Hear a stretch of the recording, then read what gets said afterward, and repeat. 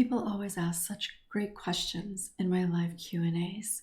So for this time that I'm away, I thought that I would share with you a question from a community member and my response. I hope you find this beneficial. If you're new here, welcome. Thank you for joining me. Make sure to subscribe and click the bell for notifications. How do you tell the difference between warranted self-compassion and saying nice things to yourself just to not take responsibility and let yourself off the hook for your failures? Well,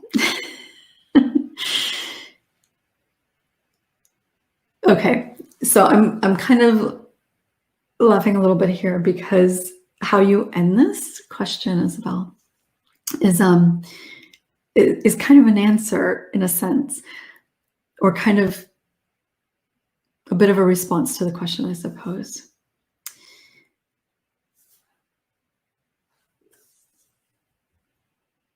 So to not take responsibility or let yourself off the hook for your failures. Well, there's really very little in life that is true failure. Like, there are a lot of things that we might try and they don't turn out the way that we hoped, or they're not enough to win first place. But does that really make you a failure? Absolutely not.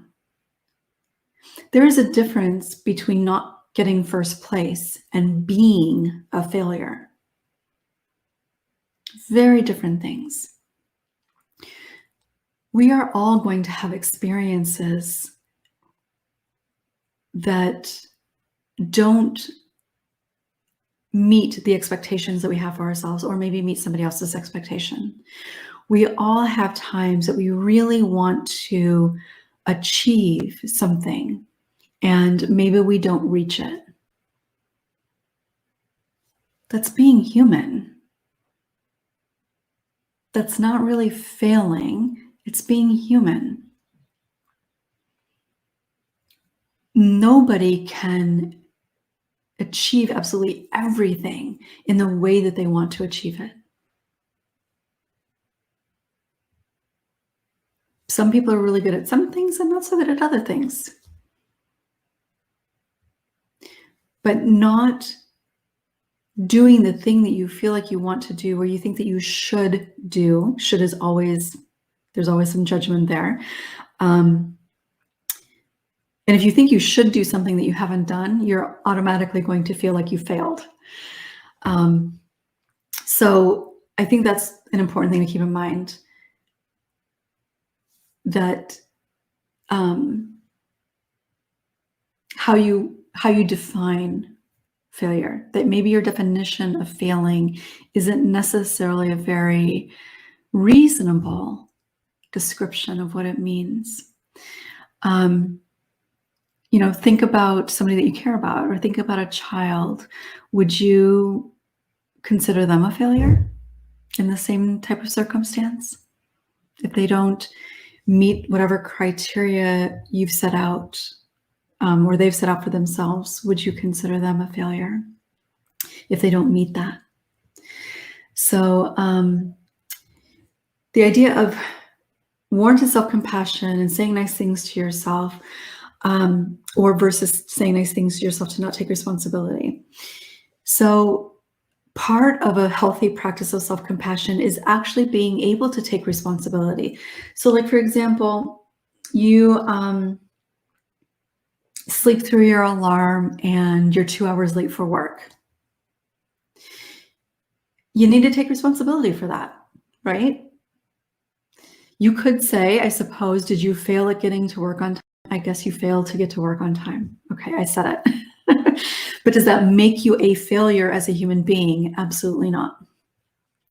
So you're 2 hours late for work because you slept through your alarm. Well, you have to take responsibility for that. Now, the problem is, for a lot of people, if they do that, they may just take the whole day off. because they feel ashamed and they're terrified to show up to work because what are people going to think and all of that kind of stuff.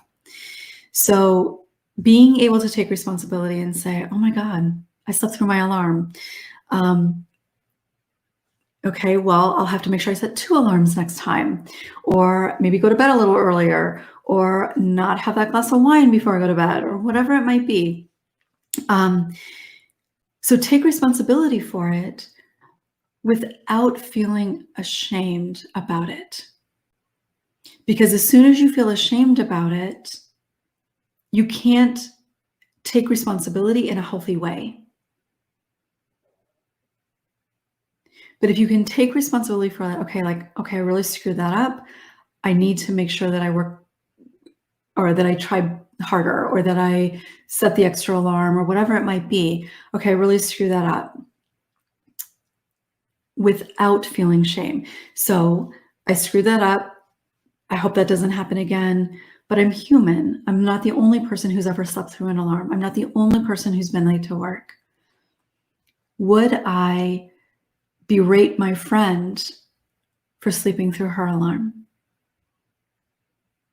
My guess is probably not. So if you wouldn't berate your friend for it, if you wouldn't say the same words to your friend that you're saying to yourself, then you shouldn't be saying them to yourself either. And one of the things about self-compassion is, and again, I talk about this in the book, it's being able to, a healthy sense of self-compassion is being able to hold both. That's actually part of being a healthy, happy human, is holding both, being able to acknowledge when we screw up without it defining who we are. Because we all screw up. Every single one of us has and will screw up. I certainly do. Sometimes it's small things, sometimes it's bigger things. But it doesn't ever define who we are. We do need to take responsibility.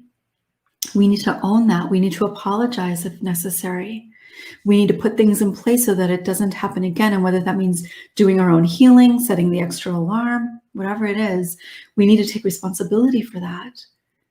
But we can't let it define who we believe we are as a human. Thank you so much for watching. I do hope that you found it helpful. If you have your own question that you'd like to ask, send it to qanda@courageousjourneys.com. That link will be below. And if you're interested in participating in live events, group experiences, healing experiences, or would just like to stay connected, make sure to sign up for my newsletter.